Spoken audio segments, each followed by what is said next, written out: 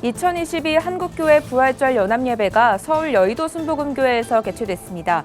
현장엔 부활의 기쁨을 나누기 위한 성도들로 가득 찼습니다. 부산에서도 부활절 연합예배가 열렸습니다. 특별히 온 세대가 한자리에서 예배의 기쁨을 나눴습니다. 140년 전 한글로 최초 번역된 존 로스 성경을 탈북민과 함께 현대어 독자판으로 번역하는 작업이 시작됩니다. 한국교회 총연합이 18일부터 사회적 거리두기가 대부분 해제되는 것에 대해 논평을 발표했습니다. 화성시 동부기독교연합회가 2022년 부활절 연합예배를 화성시 안천교회에서 드렸습니다.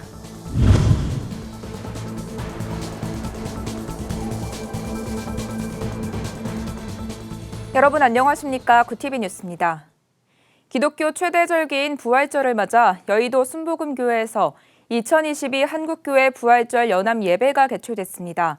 부활의 기쁜 소식, 오늘의 희망이라는 주제로 열린 이번 예배에 총 74개 교단과 전국 각지에서 모인 성도들이 참여했습니다. 예배에 참석한 윤석열 대통령 당선인과 정치권 인사들은 교계 지도자들과 함께 화합과 통합이라는 비전을 나눴습니다. 권현석 기자입니다. 예수 그리스도의 부활을 기념하며 2022 한국교회 부활절 연합예배가 여의도 순복음교회에서 개최됐습니다. 코로나19로 참석자를 제한했던 지난해와 달리 예배 수용 인원이 늘어나면서 많은 성도들이 함께 부활의 기쁨을 나눴습니다. 설교에 나선 새해된 교회 소강석 목사는 부활의 기쁜 소식, 오늘의 희망을 주제로 코로나19와 동해안 산불 등 우리 사회 고통의 자리에 위로를 전했습니다. 또한 부활의 은혜와 희망이 코로나로 희생된 유가족들과 많이 힘들어 오셨던 우리의 국민 소상공인들에게도 가득가득 임할 수 있기를 바랍니다. 강원도의 화재민들에게도 예수 그리스도의 부활의 은혜가 위로로 전해줄 수 있기를 바랍니다. 각 교단 대표들의 특별기도 순서에 이어 이날 예배에 참석한 윤석열 대통령 당선인이 축사를 전했습니다. 사회를 위해 헌신해온 한국교회에 감사를 전한 윤 당선인은 앞으로의 국정과제에도 모두의 지혜가 필요하다고 강조했습니다. 고난과 역경을 이겨내고 부활하신 예수님의 가르침을 실천하고 우리 국민의 위대함이 함께한다면 모든 어려움과 위기도 기회로 바꿀 수 있습니다. 이어진 2부에서 여의도 순복음교회 이영훈 담임 목사와 예장통합 류영모 총회장은 각각 환영사와 격려사를 낭독했습니다. 또한 이 자리에 모인 모든 분이 이번 2022년 한국교회 부활절 연합예배 부활의 기쁜 소식, 오늘의 희망이라는 주제를 가슴에 새기고 세상을 향해 담대히 나아가 세상을 변화시키는 주인공들이 다 되시기를 축복합니다. 사랑하는 여러분, 오늘 부활절 이 연합예배로 말미암아 한국교회 위기가 끝나고 기회가 만들어지는 새로운 출발이 되기를 바랍니다. 이어 문재인 대통령을 대신해 문화체육관광부 황희 장관이 대통령 축하 인사를 전했습니다. 치유와 화합의 새로운 일상을 위해 온 힘을 기울이는 한국교회의 사랑과 평화, 나눔의 가치가 더욱 밝고 환하게 쓰여질 것입니다. 오늘 부활절 연합예배에 함께 하신 모든 분의 가정에 예수님의 사랑이 가득하길 기원합니다. 부활절 예배는 다른 곳에서도 드려졌습니다. 한국교회연합은 이날 오후 서울시청 앞 광장에서 부활절 연합예배를 진행했습니다. 부활의 능력이 북한 동포에게로라는 주제로 열린 예배엔 약 5만여 성도가 참석했습니다. 한국기독교교회협의회도 같은 날 새벽 서울 성북구 예담교회에서 부활절 새벽 예배를 진행했습니다. 구티비 뉴스 권현석입니다. 부산에서도 부활절 연합예배가 개최됐습니다. 1,800여 교회가 참여한 가운데 구티비는 올해 부산 지역 부활절 연합예배의 주관 방송사로서 예배의 전 과정을 생중계했는데요. 참석한 성도들은 부활의 기쁨을 나누는 한편 이날 모인 헌금은 지역의 어려운 교회와 기관에 전달됐습니다. 부울경본부 이진우 PD의 보도입니다. 예수 그리스도의 부활의 기쁨을 함께 예배하기 위해 부산의 1,800교회를 대표하는 부산기독교 총연합회가 부산 포도원 교회에서 부활절 연합예배를 개최했습니다. 3대가 함께 부활의 기쁨을 이라는 주제에 맞게 온 세대가 한 자리에서 예배의 기쁨을 나눴습니다. 특히 이날 부산에서 진행된 부활절 연합예배는 굿TV가 주간 방송사로 참여해 전국의 성도가 예배에 참여할 수 있도록 현장을 생중계했습니다. 이 부활신앙은 우리가 죽은 이후에 먼 훗날에 있을 일을 위해서 주신 게 아니고 지금 오늘 여기 살아있는 현재 이 자리에서 필요하기 때문에 부활을 우리에게 주신 겁니다. 이날 예배에선 박형준 부산시장을 비롯한 부산 지역 정교계 지도자들을 위해 축복 기도하는 시간을 가졌습니다. 박형준 부산시장은 축사를 통해 부활하신 예수님은 인류가 고난을 이기는 희망의 증거로서 코로나 위기의 시간을 헤쳐나오는 원동력이 되고 있다며 코로나와의 전쟁에서 완전히 승리하는 날 우리 부산 시민들은 기독교계의 협력과 희생 정신을 가장 먼저 떠올릴 것으로 생각한다고 전했습니다. 또 부산 기독교 총연합회 이형국 대표회장은 3대가 함께 드리는 예배, 어려운 교회들을 섬기는 예배라는 컨셉을 가지고 연합 예배를 준비했다며 자녀와 다음 세대, 민족과 열방에 복음이 들어가기를 간절히 소망한다고 전했습니다.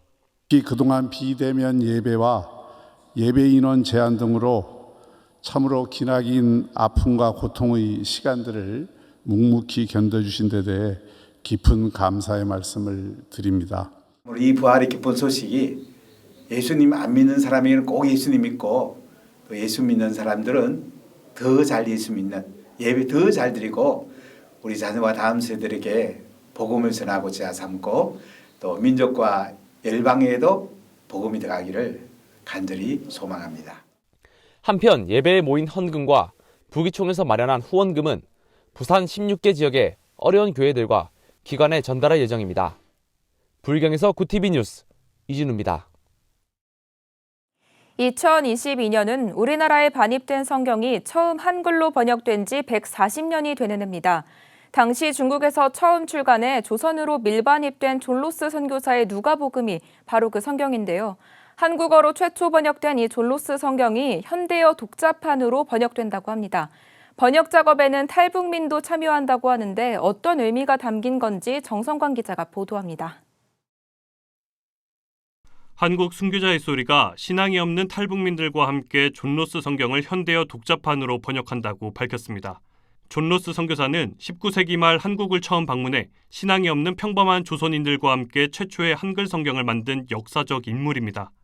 존로스 선교사가 신앙이 없는 평범한 조선인을 성경 번역 작업에 참여시킨 이유는 번역하는 과정에서 말씀을 읽고 묵상하는 시간을 통해 그리스도의 복음을 충분히 소개할 수 있다고 생각했기 때문입니다. 순교자의 소리 현숙폴리 대표는 존로스 성경 현대어 독자판 또한 말씀이란 본질을 통해 평범한 탈북민들에게 복음을 전하기 위함이라고 전했습니다. 존로스 성경, 이 존로스 성경 하나만 이렇게 주고 북한 분들에게 이것을 한번 무슨 뜻인지 한번 얘기를 해보고 써보라고 했는데 이분들이 처음에는 이게 뭐지 하다가 이거를 계속 읽으니까 이게 무슨 뜻인지 알려고 읽어보다 보니까 이것이 마음에 이렇게 박히게 되더라고요. 예수님을 영접하게 되고 그 다음에 성령님의 역사를 경험하게 된 것입니다. 시대가 변화함에 따라 많은 교회들이 다양한 방법으로 그리스도를 전하기 위해 노력하고 있습니다. 하지만 폴리 대표는 한국 기독교가 말씀이란 본질에서 벗어나 비신앙인들에게 교회를 더 매력 있게 보이기 위해 노력하고 있다며 존로스 선교사의 말씀 중심, 복음 전도의 중요성을 강조했습니다. 오늘날 한국 기독교는 사람들에게 뭔가 기독교를 매력을 느끼게 하려고 그래서 교회마다 커피숍이 있고 그다음에 건물을 크게 진다거나 이런 것으로 자꾸 기독교를 먼저 매력 있게 만들려고 하는데 하나님 말씀 하나로도 충분히 그리스도를 전할 수 있다는 것을 알려주고 우리 한국 기독교가 그 방향으로 가기를 저희는 원합니다. 현숙폴리 대표는 존로스 성경이 19세기 평범한 조선인들의 성경 번역 작업을 통해 한국 기독교가 초석을 쌓았던 것처럼 앞으로 존로스 성경 현대어 독자판 번역 작업을 통해서도 평범한 탈북민들에게 그리스도의 복음이 전해지길 기대한다고 전했습니다. 존로스 성경 현대어 독자판은 가을께 누가복음 단행본을 발행하고 2023년에는 누가복음과 요한복음, 사도행전 3권을 합본으로 2024년에는 신약성경 전체를 담은 현대어 독자판을 완성해 발행할 예정입니다. 굿TV 뉴스 정성광입니다. 한국교회 총연합이 18일부터 사회적 거리두기가 대부분 해제되는 것에 대해 지난 15일 논평을 발표했습니다. 한교총은 사회적 거리두기가 2년 1개월 만에 전면 해제됨에 따라 종교시설 관련 방역 지침도 크게 변경됐다며 그동안 방역 지침에 따라 교회 내 확산 방지를 위해 수고한 전국 교회에 감사하다고 전했습니다. 아울러 앞으로 모든 교회가 확산 방지를 위해 더 주의를 기울여야 한다며 예배의 완전한 회복과 교회 활동의 정상화를 위해 노력해주길 바란다고 덧붙였습니다. 화성시 동부기독교연합회가 2022년 부활절 연합예배를 17일 오후 화성시 안천교회에서 드렸습니다. 부활신앙으로 회복하게 하소서란 주제로 드려진 이날 예배에서는 진경회장 류춘배 목사가 설교를 맡았습니다. 이어 드려진 축하 예배 시간에는 이평찬 구TV 선교기획본부장의 사회로 CCM 가수의 공연과 김원정 목사의 성시 낭독, 연합 성가대의 합창 등이 이어져 부활의 기쁨을 나누는 축하의 시간을 가졌습니다. 대한예수교장로회 합동통일준비위원회가 오는 21일 총회회관에서 통일 포럼을 개최합니다. 특히 이번 포럼은 교단의 구체적인 평화통일 정책을 제시하는 등 전국교회가 통일운동에 동참할 수 있도록 하는 방안을 논의할 예정입니다. 통일준비위원회 측은 평화와 통일은 한반도에서 가장 중요한 사안이라며 한국교회가 한반도 통일의 기수가 되고 교단이 그 선봉에 서야 한다고 밝혔습니다. 한국 YWCA가 창립 100주년을 맞아 청년들을 위한 프로젝트 공모전을 개최합니다. YWCA는 오는 20일 정의, 평화, 생명을 주제로 청년들의 프로젝트 공모를 진행한다고 밝혔습니다. 지원 대상은 만 14세부터 35세까지 모든 청년이며 에세이나 동영상과 같은 문화 콘텐츠뿐 아니라 환경운동이나 시민운동과 같은 활동 유형의 프로젝트로도 지원이 가능합니다. 접수는 내달 6일까지며 서류 심사와 발표 심사를 거쳐 5월 27일에 최종 선발팀이 발표됩니다. 선발팀은 최대 1,000만 원의 지원금과 함께 멘토링 등의 보상이 제공됩니다.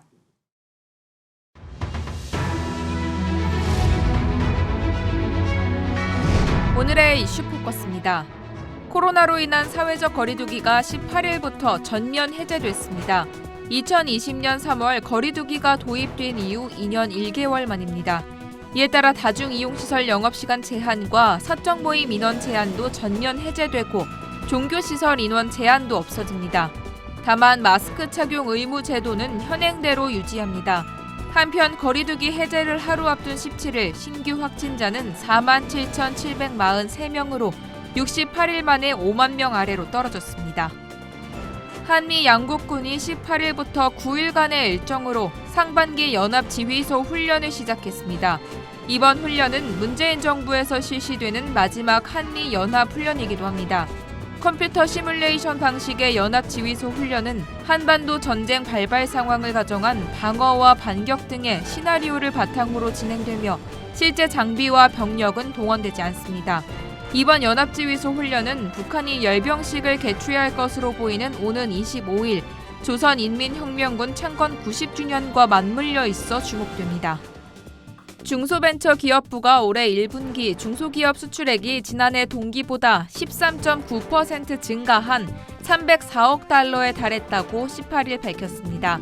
이는 역대 1분기 최고 기록이자 지난해 4분기 315억 달러에 이어 분기 기준 역대 2위 규모입니다. 수출액 1위는 플라스틱 제품이었고 이어 의약품, 합성수지, 화장품, 자동차 부품 순으로 높은 수출액을 기록했습니다. 수출 1,000만 달러 이상 달성 기업은 384곳입니다. 이동통신 3사의 전체 5G 무선국 중 실내용 중계기는 6%에 그친 것으로 확인됐습니다. 18일 과학기술정보통신부에 따르면 지난해 12월 기준 이통 3사의 5G 무선국 46만 대 가운데 기지국은 43만 대로 94%, 실내 중계기는 3만 대로 6%였습니다. 중계기는 기지국에서 발사한 전파가 닿을 수 없는 실내 음영지역 품질을 개선하는 데 주로 쓰입니다. 이동통신사들이 실외 커버리지를 확대했다며 생색을 내면서 정작 체감 품질과 직결되는 음영지역 해소와 속도 향상은 외면했다는 지적이 나오고 있습니다. 이슈 포커스였습니다.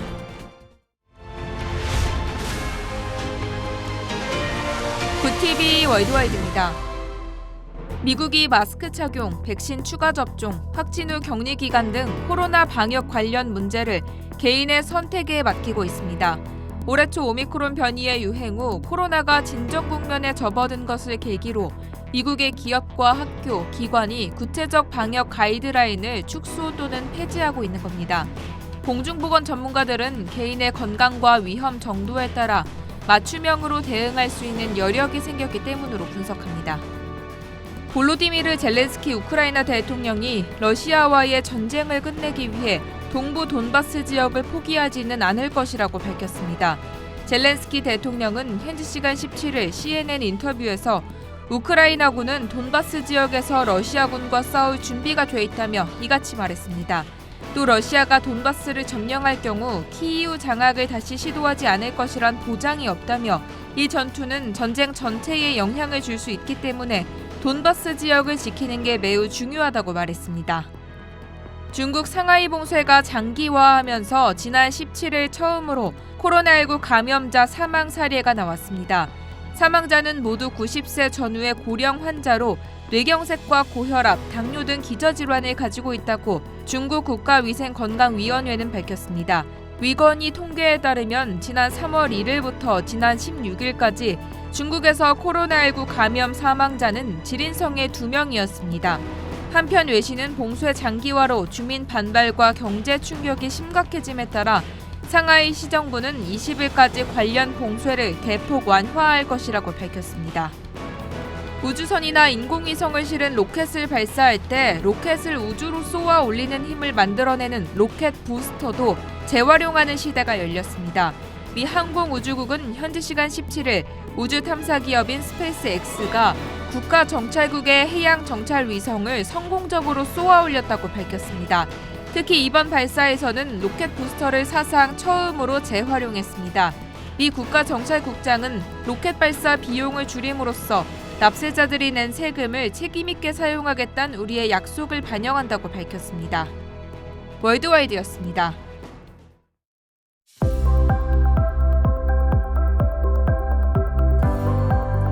내일도 맑고 따뜻하겠지만 일교차가 무척 크게 벌어지겠습니다. 환절기 질환에 걸리지 않도록 주의하셔야겠습니다. 대기의 건조함은 더욱 심해지겠습니다. 내륙 곳곳으로 건조주의보가 발효 중인 만큼 불씨 관리 잘해주시기 바랍니다. 이어서 전국 날씨입니다. 내일 한낮 최고 기온은 서울 21도, 강릉 20도, 대전 24도가 예상됩니다. 남부지방은 광주 25도, 부산은 21도를 보이겠습니다. 날씨였습니다. 부활절을 맞아 전국 각지에서 감사 예배가 열렸습니다. 참석한 성도들은 고난을 이기신 예수의 부활처럼 코로나 팬데믹 역경을 극복하고 분열된 한국 사회와 교회가 화합할 것을 선포했는데요. 부활절 다음 날 사회적 거리두기가 전면 해제된 것이 희망으로 가는 첫 시작이라는 생각을 해봅니다. 이상으로 뉴스를 마칩니다. 오늘도 함께해 주신 여러분 고맙습니다.